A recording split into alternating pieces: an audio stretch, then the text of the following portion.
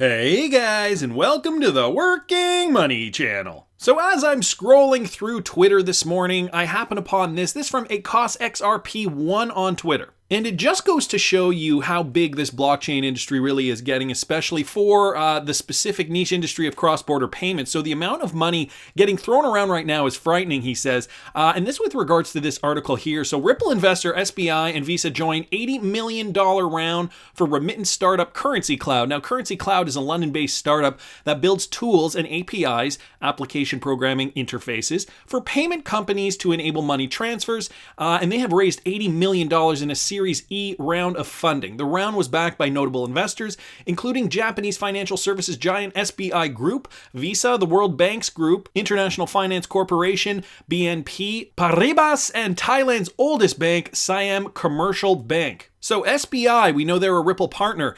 Visa a few months ago bought Earthport, runs on Ripple. World Bank's Group, International Finance Corporation, BNP Paribas, and we know the Siam Commercial Bank partnered with Ripple as well. Not sure about BNP Paribas and the World Bank Group, but I have a feeling they have Ripple ties. Don't quote me on that. If somebody has information regarding that, please do mention it in the comments section. So it says here, existing investors including Notion Capital, GE, formerly known as Google Ventures, GV, formerly known as Google Ventures, have also participated in this round of funding. And we know SBI Group and GV are also investors in blockchain remittance firm Ripple.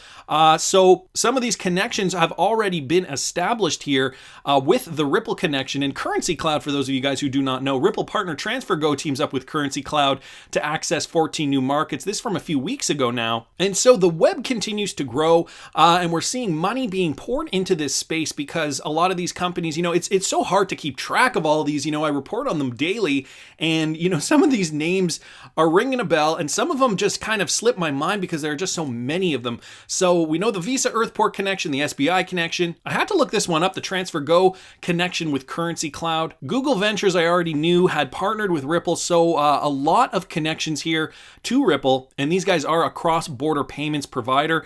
So very, very interesting news there, guys. I saw this from AMB Crypto, and this with regards to Bitcoin institutional investors and how hodling among institutional investors is on the rise. This is important for the cryptocurrency market as a whole, okay? For crypto as an emerging asset, okay? So the previous year saw institutional investors arrive on the Bitcoin scene, and recent indications suggest that 2020 is when they will make their mark. With the growth of regulated investment avenues, institutions have a lot more options, not just to trade, but to also hodl Bitcoin. According to a recent report by Arcane Research, the digital assets platform of the Intercontinental Exchange has seen a 1,625% increase in Bitcoin delivery for January 2020. So it shows you guys down here the futures contracts for Bitcoin back in the last quarter of 2019. And as you can see, October 2019, there were only 15, November 17, and December 8. And now for January 2020, it has risen to 230 Bitcoin contracts. So let me just skip down here for you guys. Backed in the crypto institutional investment world is a significant, regardless of its poor numbers, for its physical delivery caveat. The platform is the only regulated exchange to offer this service. Hence, the report noted that the increase in delivery of actual Bitcoin over trading metrics like open interest and volume is significant. So this rapid increase, okay, and here's a quote, this rapid increase of physical delivery could indicate growing demand for holding Bitcoin among institutional investors instead of only trading. So institutional investors are really realizing that Bitcoin is still very undervalued at this moment in time. Even though we saw a rise to 14,000, we saw it drop right back down again, 50% since last summer, now trading in and around that $8,700 range. We saw it go as low as like $6,500 though, and people took advantage. These institutional investors know what they're doing. They realize that this is going to be a big mover in the coming years, and they're getting ready now. They're getting prepared. They're buying their Bitcoin, and they're not just trading it. They are hodling it, as per this report. So really interesting to read that and to see what the institutional investors are doing, especially with the Bitcoin. We know Bitcoin is the beat of the market, and we know Bitcoin will bring up other cryptocurrencies. Futures contracts have increased for the first month of this year, up a whopping 1,600%, give or take. So that's all really interesting, guys. I'll link this article in the description if you guys want to read it further. And I saw this from John Luciano at LuckyJohn_XRP, and he links to this article here. This with regards to the French central bank and how this French central banker says digital currency cannot be private. So digital currency could be useful as cash transactions dwindle in some countries, but central banks should be in charge of issuing it, not private companies, says the Bank of France Governor François Villeroy de Galhau on Saturday. So he goes on to say that this was not spurred on by Facebook's plans to launch its Libra cryptocurrency, but overall just the the state of the world, the state of where we are, the state of where we're going, and the fact that now so many central banks are discussing the probability of using CBDCs, replacing fiat currency in this emerging digital world. So he goes on to say, and I'll just go down here, in some northern European countries, notably Sweden and the Netherlands, the use of banknotes is falling extremely quickly, and they are wondering whether we need to give citizens the right to digital money that is no longer a physical banknote, but which has the same quality, notably the security of a central bank, he told France Interradio.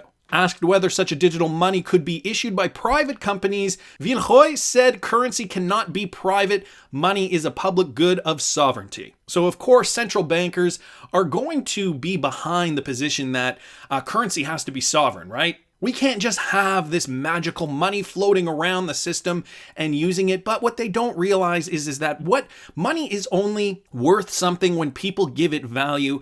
And so, Bitcoin has been around for 10 years. Not to say that Bitcoin is going to replace any sovereign currency, but there are a lot of currencies around the world, like the Venezuelan bolivar, for example, that have been super inflated for geopolitical reasons. It is now worth nothing. And so in some of these countries, their governments are actually saying, hey, look, if you don't want your money to keep going down, put your money into cryptocurrency, because that's kind of like the last resort, okay? You don't want to hold Venezuelan bolivars? Well, maybe you should put it into Litecoin or Bitcoin. I believe those were the examples, or not the examples, rather the options that they had in that particular country. So on the one hand, you have countries where they can do this and make it work. On the other hand, for France, the euro works perfectly well, and it will threaten central banks in a lot of ways. If people stop using the dollar, the American dollar, or the Canadian dollar, or the euro, or the British pound, what have you, this could be a problem. He added that central banks were planning experiments with digital money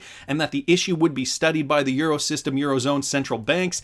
So very interesting coming out of France. Clearly the central bankers in the West aren't into the idea of using private digital currencies as a mean of trading. Now that's not to say that they won't use private digital assets, let's call them, or digital cryptocurrencies as a means of transfer, right? And Brad Garlinghouse has said this. XRP is not meant, it wasn't created to replace any specific fiat currency. It is going to be used in the back end as that cryptocurrency to exchange value, to convert fiat to fiat, fiat to crypto, so on and so forth. And guys, Darren Moore sent me this morning on Twitter, and he posted a video on his YouTube channel. I urge you guys to go watch the video. It's about 35 minutes long. I'll link Darren Moore's tweet in the description along with his YouTube channel. So Ripple's attorney says that the SEC has a node on the XRPL. What does this mean, guys? So here's the video here, and essentially what Stuart Alderoty is saying, he's general counsel for Ripple, by the way, is that the SEC has established or will be establishing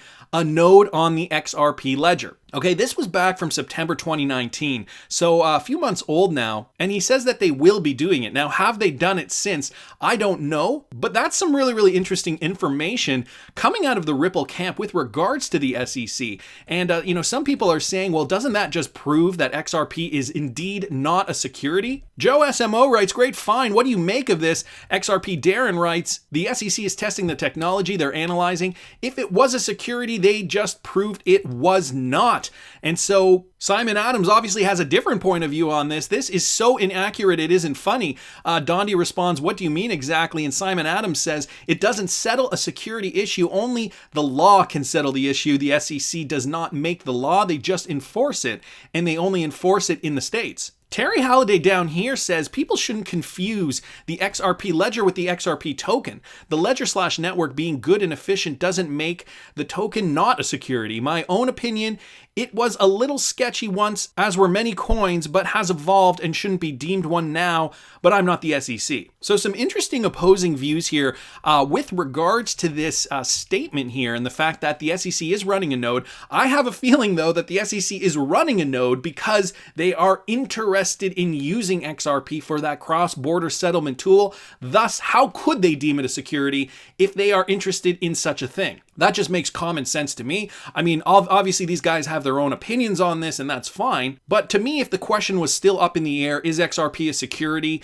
Why would they be running a node, right? It just does not make any sense. So thanks so much at Fame21 more on Twitter, XRP Darren. I will link this in the description of this video along with your YouTube video here, guys. I implore you, please do watch this video. It's 35 minutes long, some really interesting information. And Darren Moore does indeed have a Patreon site if you guys want to support him there as well. So what does this prove? Does this prove that the SEC doesn't consider XRP a security? Or is it just that they are simply testing it in this ecosystem and they want to kind of see how this node runs, just, for curiosity's sake? New developments are creeping up all the time in this space, and I'm so curious to see how it all plays out. But anyways, I want to hear what you guys think. Please subscribe to the channel if you haven't already. Like the video if you like the content I'm providing. I always love hearing your comments. See you in the next one, guys.